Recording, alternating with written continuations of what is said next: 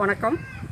இன்றைய சமையலில் நம்ம செய்ய போகிறது பாரம்பரிய அரிசிகளில் ஒன்றான சீரக சம்பா அரிசி வச்சு சோயாபீன்ஸும் சேர்த்து தேங்காய் பால் சாதம் நம்ம செய்யலாம். குழந்தைங்கள்லாம் வீட்டில் இருக்கிறதுனால எள்ளு சாதமும், பொன்னி அரிசியில் எள்ளு சாதம், ரேஷன் பச்சரிசியில் தயிர் சாதமும் நம்ம செய்யலாம். அதுக்கேற்ற சைட் டிஷ்ஷும் நம்ம செஞ்சிடலாம்.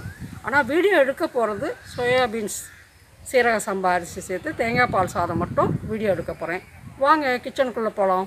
சோயாபீன்ஸ் தேங்காய் பால் சாதத்துக்கு அரை உலக்கு, அதாவது 200 மில்லி பிடிக்கக்கூடிய உலக்கில் அரை உலக்கு சோயாபீன்ஸ் எடுத்துட்டேன். இதை ஒரு தடவை நல்லா கழுவிட்டு நல்லா கொதிக்கிற தண்ணீரை ஊற்றி வச்சிடலாம். ஊற்றி 3 மணி நேரம் ஊற வைக்கணும். சோயாபீன்ஸ் கழுவி எடுத்துகிட்டு வந்துட்டேன். கொதிக்கிற தண்ணியை ஊற்றி மூடி வச்சிடலாம். பச்சை தண்ணி ஊற்றுனீங்கன்னா ஒரு 5-6 மணி நேரம் ஊறணும். கொதிக்கிற தண்ணினா ஒரு 3 மணி நேரத்தில் ஊறிடும். மூடி வச்சிடலாம். 3 மணி நேரம் ஊறட்டும். அதுக்கப்புறம் நம்ம சீரக சம்பா தேங்காய் பால் சாதம் செய்ய ஆரம்பிக்கலாம். சோயாபீன்ஸ் 3 மணி நேரம் நல்லா ஊறிடுச்சு. இப்போ நம்ம இந்த தண்ணியோடைய குக்கரில் சேர்த்துடலாம். நம்ம கழுவிட்டு ஊற வச்சுருக்கோம். அந்த தண்ணியை வேஸ்ட் பண்ணாதீங்க. அந்த தண்ணியோடைய குக்கரில் போட்டு தேவையான அளவுக்கு உப்பு, அது அரை உலக்கு 100 கிராம் அளவுக்கு நான் எடுத்துருக்கேன். சோயாபீன்ஸு 3 மணி நேரம் ஊற வச்சு இப்போ குக்கரில் வச்சுருக்கேன். 2 விசில் மட்டும் வந்தால் போதும், அதுக்கு மேலே வேண்டாம். மறுபடியும் சாதத்தோடு சேர்த்து வேக வைப்போம். 2 விசில் போதும். சீரக சம்பாவும் சோயாபீன்ஸும் போட்டு நம்ம ஒரு தேங்காய் பால் சாதம் செய்கிறதுக்கு தேவையான பொருட்களை நான் எடுத்து வச்சுருக்கேன். என்னென்னு பார்ப்போம். ஒரு உலக்கு குவிச்சு அளந்து போட்டிருக்கேன். இப்போ இது 2வது உலக்கு குவிச்சு அளந்துருக்கேன். அதே அளவுள்ள டவரா, அதாவது வட்டாவில் 2 வட்டா தேங்காய் பூ எடுத்து வச்சுருக்கேன். தேங்காய் துருவல் எடுத்து வச்சுருக்கேன். ஃபுல்லாக கோபுரமாக இதுவும் எடுத்து வச்சுருக்கேன். 2 பெரிய வெங்காயம் நீல வட்டத்தில் நறுக்கி வச்சுருக்கேன். சோயாபீன்ஸு 3 மணி நேரம் சுடு தண்ணியில் ஊற வச்சுட்டு 2 விசில் வச்சு எடுத்து வச்சுருக்கேன். இது 3 பச்சை மிளகாய் எடுத்து வச்சுருக்கேன். இது காரம் ரொம்ப போட வேணாம், மைல்டாக இருக்கட்டும். உங்கள் காரத்துக்கு தகுந்த மாதிரி 2-3 நீங்கள் போட்டுக்கோங்க. 10 பல் பூண்டு நசுக்கி வச்சுருக்கேன் நல்லா. இதுக்கு தாளிப்புக்கு பாருங்க, பட்டை கொஞ்சமாக, பட்டை 2 ஏலக்காய், 4 கிராம்பு, 1 பிரிஞ்சி இலை சின்ன இலையாக 4 கிள்ளி வச்சுருக்கேன்.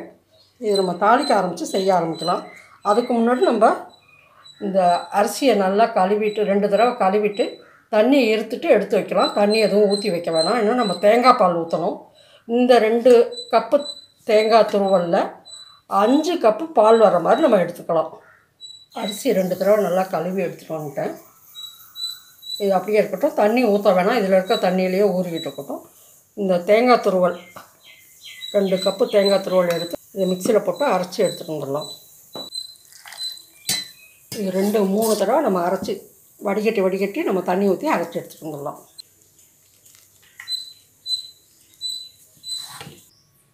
இதில் 4 டம்ளர் தேங்காய் பால் ஊற்றிருக்கேன். இது 5வது டம்ளர். அரிசி எடுத்த உலக்கு அதே அளவு உள்ள டம்ளர் இது. நீங்கள் கோபுரமாக அரிசி எடுக்காமல் தலை தட்டி எடுத்திங்கன்னா அதுக்கு தகுந்த மாதிரி நீங்கள் குறைச்சி ஊற்றிக்கலாம். 2-2.25 உங்கள் அரிசிக்கு தகுந்த மாதிரி பார்த்து ஊற்றிக்கிங்க. அடுப்பில் குக்கர் வச்சு எண்ணெய் ஊற்றிருக்கேன். நம்ம இப்போ தாளிக்க ஆரம்பிச்சிடலாம். எண்ணெய் காஞ்சிச்சு. பட்டை, கிராம்பு, ஏலக்காய், அந்த பிரிஞ்சி எல்லாம் சின்னதாக 1 4 கிள்ளி போட்டிருக்கேன். பச்சை மிளகாய் போட்டுருக்கேன். பெரிய வெங்காயம் 2 வெங்காயம் நீல வாட்டத்தில் நறுக்கினது அதையும் இதோட போட்டுருக்கேன். பொன்னிறமும் வதங்கணும்னு அவசியம் இல்லை. கண்ணாடி பதம் வரும்போது நம்ம நசுக்கி வச்சுருக்க பூண்டை போட்டுடலாம். நமக்கு தேவையான அளவுக்கு வதங்கிடுச்சு. ப்ரௌன் கலர் வர்றதுக்கு முன்னாடியே நம்ம பூண்டு போட்டுடலாம். இதில் 1 கப்பு கருவேப்பிலையும் நம்ம சேர்த்துக்கலாம். பூண்டும் வெங்காயமும் வதங்கினது போதும். சீரக சம்பா அரிசி கழுவி வச்ச அரிசியை நம்ம இதோட போட்டுடலாம்.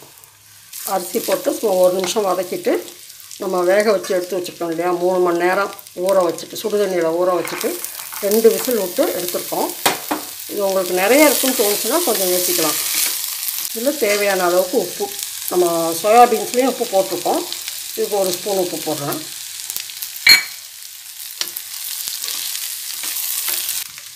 2 டம்ளர் குவிச்சி அளந்த அரிசிக்கு 5 டம்ளர் தேங்காய் பால் ஊற்றிருக்கேன்.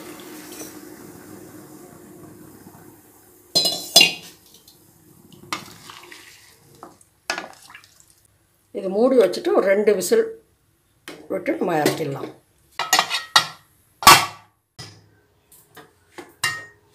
ரெண்டு விசில் விட்டு வெயிட் நல்லா இறங்கிடுச்சு. இப்போ நம்ம திறந்து பார்ப்போம். திறந்துட்டோம், நல்லா வெந்துருச்சு. இதில் நம்ம முந்திரி பருப்பு ஒரே 1 ஸ்பூன் நெய் ஊற்றி வறுத்து எடுத்துருக்கோம் பொன்னிறமாக. நிறைய நெய் ஊற்றுனீங்கன்னா தேங்காய் பாலோட வாசனை போயிடும். அதனால் கரெக்டாக 1 ஸ்பூன் ஊற்றுனீங்கன்னா கூட போதும், அதுக்கு மேலே வேண்டாம். முந்திரி பருப்பு போட்டு கருவேப்பிலை போட்டிருக்கேன். இது நல்லா கிளறிட்டு நம்ம பரிமாற ஆரம்பிச்சிடலாம். நீங்கள் தாளிக்கும் போதே இதை போட்டு அப்புறமா வெறும் நெய் மட்டும் 1 ஸ்பூன் ஊற்றினாலும் ஊற்றிக்கலாம். சுவையான ஆரோக்கியமான பாரம்பரிய அரிசியில் ஒன்றான சீரக சம்பா அரிசியும் சோயாபீன்ஸும் வச்சு நம்ம ஒரு தேங்காய் பால் சாதம் செஞ்சுருக்கோம். சோயாபீன்ஸ் சுண்டலாக செஞ்சால் விரும்பி சாப்பிடாத குழந்தைங்க கூட இந்த தேங்காய் பால் சாதத்தில் சேர்த்தோம்னா விரும்பி சாப்பிட்றோம். உடம்புக்கும் சத்து நிறைய கிடைக்கும்.